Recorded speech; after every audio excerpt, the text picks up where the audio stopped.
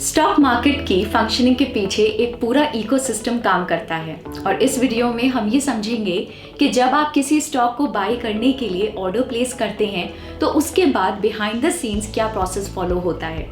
इस वीडियो में हम आपका इंट्रोडक्शन मार्केट के की प्लेयर्स से भी करवाएंगे। सबसे पहले बात करते हैं स्टॉक एक्सचेंजेस की। इंडिया में मेनली दो स्टॉक एक्सचेंजेस हैं, बीएससी और एनएससी। हमने पहले एपिसोड में आपको बताया था कि कैसे बॉम्बे स्टॉक एक्सचेंज ना सिर्फ इंडिया का बल्कि पूरे एशिया का सबसे पहला स्टॉक एक्सचेंज बना था। बीएससी 1875 में स्टैब्लिश हुआ था और आज 5000 से भी ज्यादा कंपनीज इस पे लिस्टेड हैं। इंडिया का एक और मेजर एक्सचेंज है एनएससी यानी कि नेशनल स्टॉक एक्सचेंज। एनएससी 1992 में स्टार्ट हुआ था और आज अबाउट 1799 कंपनीज इस पे लिस्टेड हैं। In terms of total trading volume of stocks NSC world में 4th नंबर पे आता है।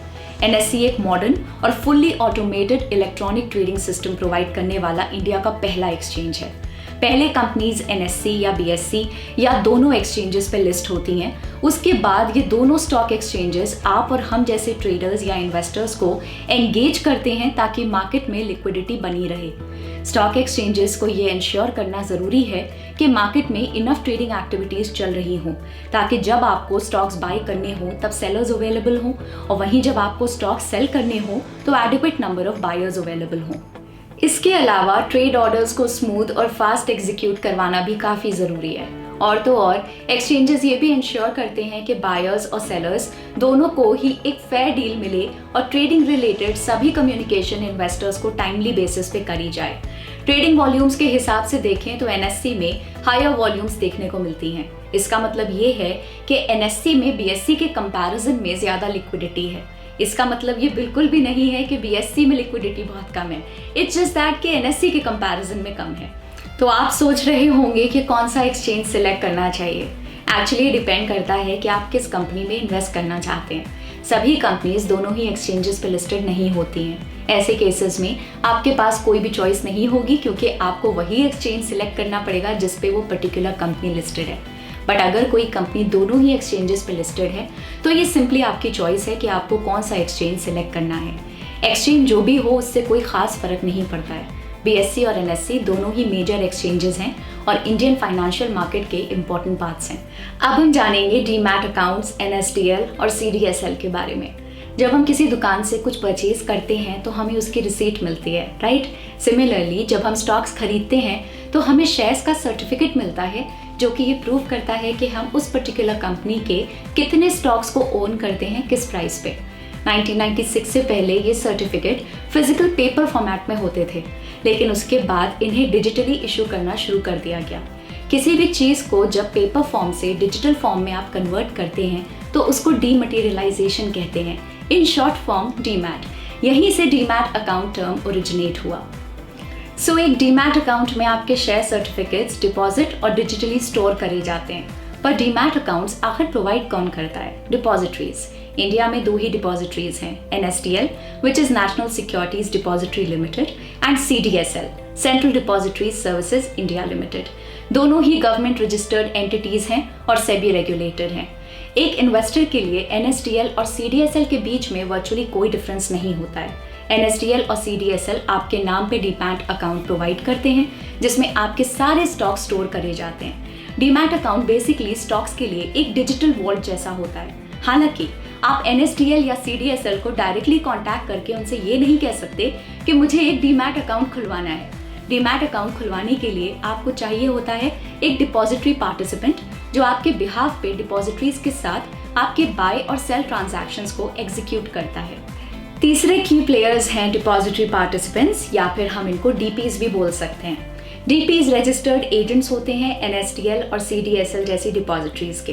डीमैट अकाउंट ओपन और मेंटेन करने का काम डीपीज ही करते हैं। डीपीज होते कौन है लेकिन? ब्रोकर्स, फाइनेंशियल इंस्टीट्यूशंस और बैंक्स, कोई भी ऐसी एंटिटी जो इन्वेस्टर्स और डिपॉजिटरीज के बीच में लिंक की तरह काम करे। अगले एपिसोड में हम डीपी चार्जेस के बारे में बात करेंगे जो आपको अकाउंट मेंटेन करने के लिए और स्टॉक सेल करते समय देने होते हैं। अब बात करते हैं ब्रोकर्स के बारे में। ब्रोकर्स मिडलमैन होते हैं। वो कोई इंडिविजुअल पर्सन भी हो सकता है या फिर कोई कंपनी जैसे कि ग्रो। बट ब्रोकर्स एग्जिस्ट क्यों करते हैं? क्योंकि हमारे और आपके जैसे इन्वेस्टर्स एक्सचेंजेस से डायरेक्टली स्टॉक्स बाय या सेल नहीं कर सकते हैं और इसलिए ब्रोकर्स को हमारे बिहाफ पे स्टॉक्स को बाय या सेल करने की अथॉरिटी दी जाती है। इसके लिए आपको पहले किसी ब्रोकर के साथ एक ट्रेडिंग अकाउंट ओपन करवाना होता है और फिर जब आप ट्रेड करना चाहते हैं आपको उन्हें कॉन्टैक्ट करना होगा। क्योंकि ब्रोकर्स आपको सर्विस प्रोवाइड कर रहे हैं तो वो आपसे कमीशन या फी चार्ज करते हैं। इसी फी को हम ब्रोकरेज कहते हैं। ब्रोकरेज यूजुअली आपके ट्रेडेड स्टॉक्स की वैल्यू का एक छोटा परसेंटेज होता है या फिर एक fixed nominal amount. Brokerage charges के बारे में हम नेक्स्ट एपिसोड में बात करेंगे। एट दिस पॉइंट आपके पास 2 अकाउंट्स हैं, एक डीमैट अकाउंट जो आपको डीपी से मिला और एक आपका ट्रेडिंग अकाउंट जो आपको ब्रोकर से मिला। But why 2 accounts? ये हम आपको एग्जाम्पल से समझाएंगे। सपोज आपको TCS के 100 स्टॉक्स बाय करने हैं। स्टॉक्स बाय करने के लिए आपको ट्रेडिंग अकाउंट की ज़रूरत है। एक बार ट्रांजैक्शन कंप्लीट हो गया तो उसके बाद ट्रेडिंग अकाउंट का रोल वहीं ख़त्म हो जाता है। विद इन 2 वर्किंग डेज वो 100 स्टॉक्स जो आपने बाय किए थे ऑटोमेटिकली डिपॉजिट हो जाएंगे आपके डीमैट अकाउंट में। सिमिलरली जब आपको अपने स्टॉक सेल करने हैं तो सेल ऑर्डर प्लेस करने के लिए आपको ट्रेडिंग अकाउंट की ज़रूरत पड़ेगी और फिर 2 वर्किंग डेज में स्टॉक्स आपके डीमैट अकाउंट से ऑटोमेटिकली डेबिट हो जाएंगे। लोगों का ये कंसर्न भी रहता है कि अगर उनके ब्रोकर की सर्विसेज कल को बंद हो गई तो उनके स्टॉक्स का क्या होगा। रिमेंबर, आपका ब्रोकर सिर्फ आपको ट्रेडिंग अकाउंट प्रोवाइड करता है। आपके सभी स्टॉक्स डीमैट अकाउंट में होते हैं जो NSDL या CDSL के पास सेफ होते हैं। तो भले ही आपका ब्रोकर बंद हो जाए, आपकी सारी इन्वेस्टमेंट हमेशा सेफ रहेगी। आप किसी नए ब्रोकर पे भी शिफ्ट कर सकते हैं अगर आपका करंट ब्रोकर ऑपरेशंस को बंद कर देता है तो। अब बात करते हैं क्लियरिंग हाउसेस के बारे में। मार्केट में हर रोज बहुत सारे ट्रेड्स और ट्रांजैक्शंस होते हैं, तो ऐसे में किसी को तो ये इंश्योर करना ही होगा कि कोई भी पार्टी डिफॉल्ट ना करे, राइट? तो ये जॉब क्लियरिंग हाउसेस कॉरपोरेशंस करते हैं। वो इंश्योर करते हैं कि सभी ट्रेड्स और ट्रांजैक्शंस टाइमली क्लियर और सेटल हो जाएं। इंडिया में 2 क्लियरिंग हाउसेस हैं जो सेबी द्वारा एस्टैब्लिश्ड और रेगुलेटेड हैं। BSE पे ट्रेड्स के लिए ICCL यानी कि Indian clearing corporation limited operate करता है। ICCL BSE की सब्सिडरी है। दूसरी ओर NSE के लिए NSE की सब्सिडरी NSCC यानी कि national securities clearing corporation limited operate करती है। इस पूरे एपिसोड में जब भी सेफ्टी और रेगुलेशंस की बात आई हमने सेबी का नाम लिया। That's what SEBI does. India की एंटायर स्टॉक मार्केट सेबी यानी कि securities and exchange board of India regulate करती है। आपने 1992 के हर्षद मेहता स्कैम के बारे में तो सुना ही होगा। जिनको इसके बारे में पहले से नहीं पता था उन्हें भी स्कैम 1992 वेब सीरीज के बाद इस स्कैम के बारे में पता लग गया। ऑल्दो सेबी 1988 में स्टैब्लिश हुई थी, लेकिन उस समय ऐसे स्कैम्स को रोकने के लिए सेबी के पास ज्यादा पावर्स नहीं थे। उस समय हर्षद मेहता केस को सुपरवाइज करने वाली एक लौती अथॉरिटी CBI ही थी। इस वजह से गवर्नमेंट को रियलाइज हुआ कि स्टॉक मार्केट रेगुलेशंस में बहुत बड़ा गैप है और इसके बाद से सेबी को एडिशनल पावर्स दी गई। अब सेबी के पास मार्केट को प्रोटेक्ट, डेवलप और रेगुलेट करने की स्टैट्यूटरी अथॉरिटी है।